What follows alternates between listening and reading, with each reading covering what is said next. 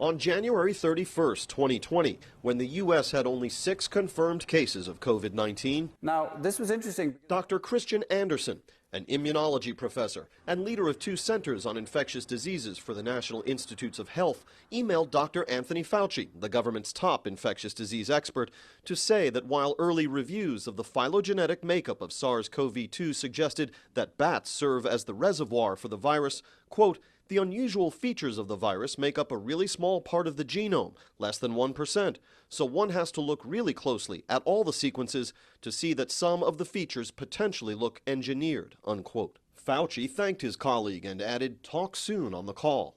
That call, according to other declassified documents, appears to have been the Zoom session that occurred a few days later on February 3rd, when the participants included Fauci and Anderson, Professor Ralph Baric and Peter Daszak, 2 key figures in controversial gain-of-function research, Robert Bull, a top microbiologist at the FBI, and a representative from the Office of the Director of National Intelligence. A summary of the Zoom session produced the next day stated the group's conclusion, so early in the pandemic, that the available genomic data are consistent with natural evolutions, and that there is currently no evidence that the virus was engineered. The following month, Anderson published a study in Nature Medicine entitled The Proximal Origin of SARS-CoV-2 that concluded SARS-CoV-2 is not a laboratory construct or a purposefully manipulated virus. I'm Keith Kellogg. Keith Kellogg, a former U.S. Army Lieutenant General and Chief of Staff of the White House National Security Council, participated in many of the coronavirus task force meetings under President Trump. It provides a very, very interesting insight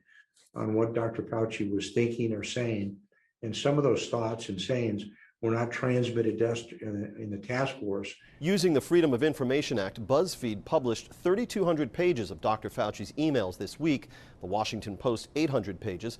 Dr. Anderson tweeted this week his suggestion about the virus being potentially engineered was preliminary, that his subsequent support for the bat origin theory followed the data, and that he is not part of any, quote, massive cover-up. Outside the nation's capital, James Rosen.